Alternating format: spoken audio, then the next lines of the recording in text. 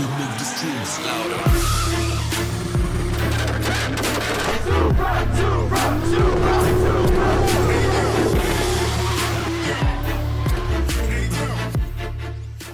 What's up guys, welcome back to the channel. And so this behind me is my 2018 Ford F250.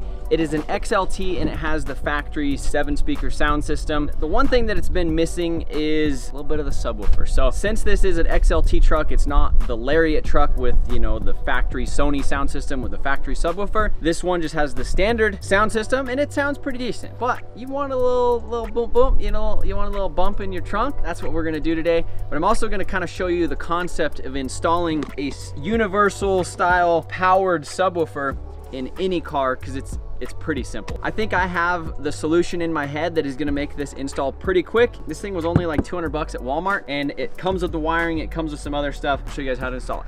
So this is the speaker that we got. It is a Kicker 10-inch in its own enclosure. It's a sealed box, it's not ported, it doesn't have a hole. And on the side right here, it actually has a built-in 100-watt amplifier, and you can see it comes like with its own wiring right here. So it just has, that's probably maybe like a 10-gauge wire. It's not hard to wire in, and you don't have to buy like a separate kit. The other thing that it has is a little ground strap, the remote turn on, which there's an option to have this to where it will just turn on when your speakers turn on, so you don't even have to wire this to like your radio or anything. It actually has what they call is a high input. Instead of getting like an RCA cable where you have to like run it to the back of your like aftermarket radio, you know, with just the 2 RCA inputs, this essentially bypasses that. And on a factory stereo system, if I wanted to add a subwoofer, and this is what I was looking at this morning, literally I figured this stuff out this morning, is you have to have like a little jumper harness that you get. They're like 20 bucks. It jumps the factory thing and it basically pulls the RCA signal out of that wire, and then you could plug in RCA cables and then you could run an aftermarket amplifier. I didn't want to do that. I wanted this as simple and as quick as I possibly could. So all you do is you take these wires right here. There's a left and a right. You could hook them up if you want, or you could just hook up one side, or you could hook them both up to the same speaker. My rear door speakers on the F250, you know, you have a positive and a negative. You just jump these in there, positive and negative. All you do then is run this red wire to 12 volts. So for example, we have a jump box right here. You run this to ground. In your car or your truck, you'll just kick that on. You can see that it kicked that on. I have a little bit of a setup here in the shop for my Milwaukee stereo. In the Milwaukee radio, I tapped into that speaker, ran out with a speaker wire, and then we have a home theater system right here that takes a high level input. So I just went ahead, twisted these wires together real quick because I wanted to test this outside of the thing and see if I was gonna be happy with the way that it sounds. And honestly, it sounds pretty good. So we'll kick this on. All right, so we got some no copyright sounds on real quick. Kind of sounds lame, right? Yeah, it's not very much bass. It's coming, it's coming. And the beat drops right here. That's not bad, huh? That's pretty good. I mean, honestly, like, if it sounds good in this big old shop, it's gonna sound great in the truck. So, watch. Just like that. You could do this in literally any car. We could do this in the Evo wagon. It'll work. But this is gonna be my like 30-minute subwoofer install. Let's go. So first thing you do is figure out where you're gonna put it. So I think technically, if I wanted to, I could stick this underneath the seat, this basically. It would go like that under the seat, but I wanna put it behind the seat because I like my under seat storage. So on this F250, it is a crew cab. The spot that I found, I already did a little bit of testing, pretty much right here in the center. Now the subwoofer is a little bit big. It already whacked it and dented it because there's some metal right here on the seat. But that shouldn't affect the performance. If anything, it just holds it down, and so I don't have to like tie it down to anything. So I'll just go ahead and I'll take this guy. There you go. Bam. Look at that. Right there. Just like, nice. Bam, done. Close the seat. Then we have the wiring harness right here. Yep. So we're gonna go ahead, we're gonna route this through this little hole. Bam. Plug it in. My truck has a 400-watt inverter in it. So if you could look right here, we have a big, thick red wire. Do you think it'd be all right if I just tapped into that guy right there? I don't know anything about electrical, so you asking me, I don't know. I kind of feel like that would just be fine. Otherwise, I just have to run this wire, which is long enough. Look at that. I just run this wire along there. We just pull out the trim pieces, You just run the wire, zip tie it, run it up to the battery, or there's actually a little, I think there's a little junction block up there in the fuse box. Oh. So pretty quick, pretty simple. And then these wires right here, I've already found the speaker wire color. And the speakers for these trucks in the earlier generation, they're in the back door, or like back here, which is kind of a weird spot because you can't really hear them. These trucks, the speaker is right here. For the right rear speaker, I found the wires right here. We have brown with blue and brown with white, and that is the right rear door speaker. And I'll probably just run both of these things, put like a little T-tap in right there, and I'm probably gonna get into the wiring like right here. I just wanted to double check that. I looked at the schematic online, but literally power, ground, that. We don't have to take apart the dash. We don't have to do anything. So it's gonna be quick.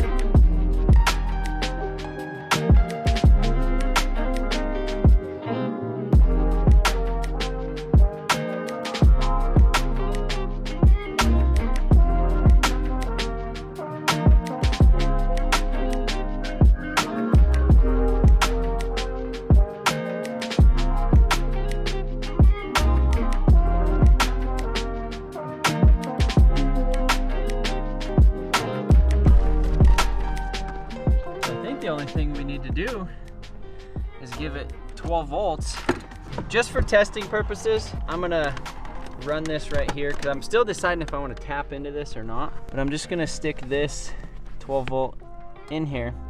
Now we key on. All right, keys to the ignition.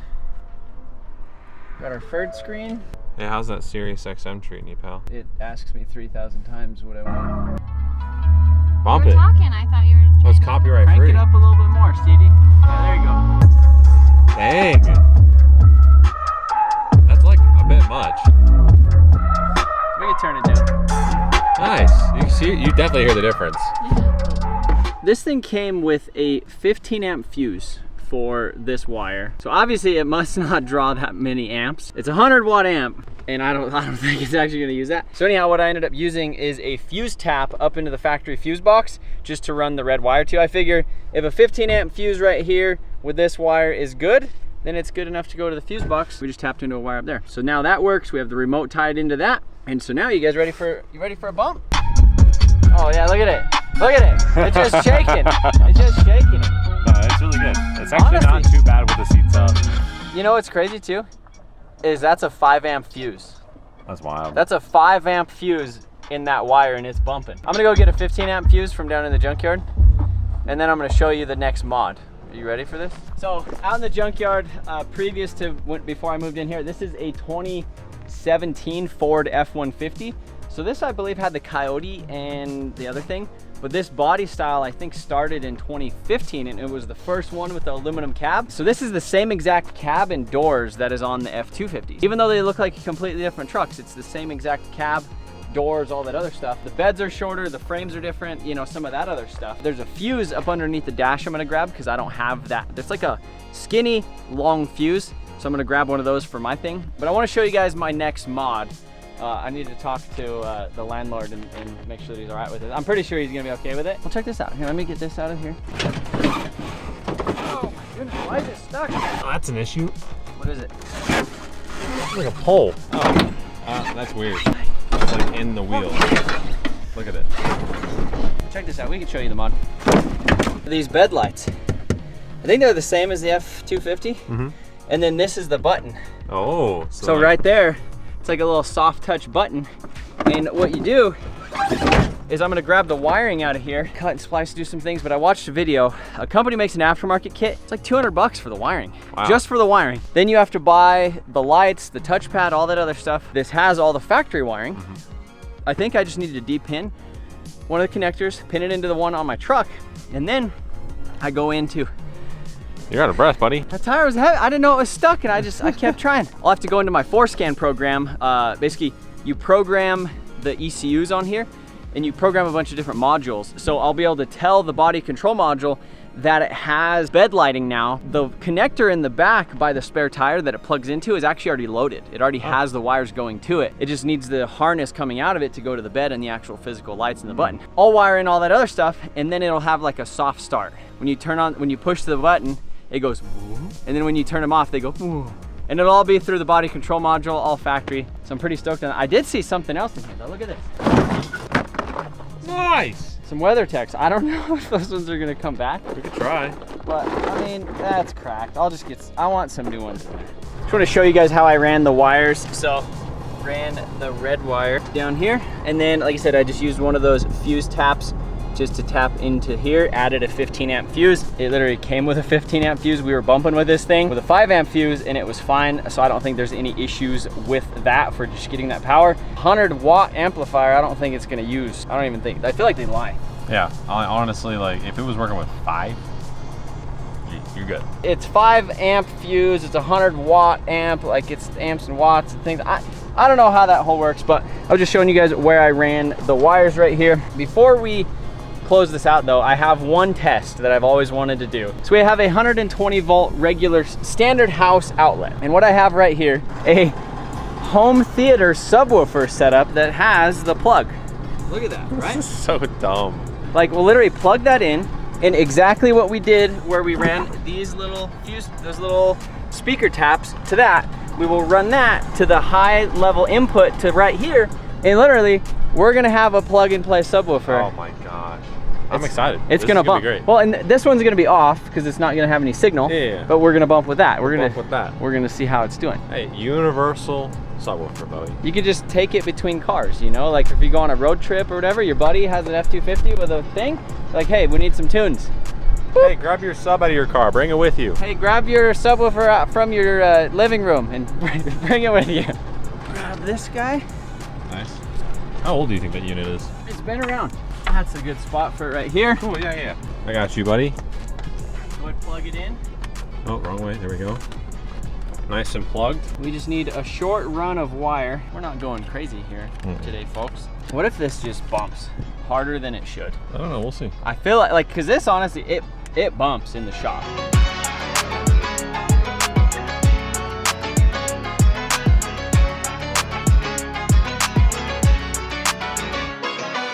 I know you guys are gonna love these T-taps. I know. I don't really like them either, but sometimes they just work. All right. You guys ready to bump? Let's see if this bumps.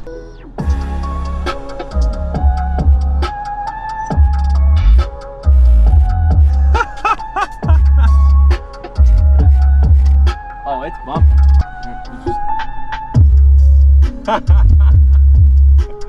Oh, it works, dude.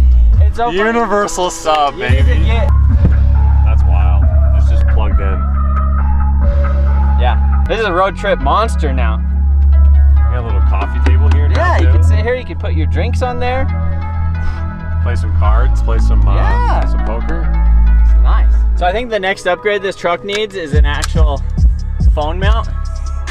This one, like, It's okay. it kind of works. It's like flimsy and yeah, that's not great. Yeah.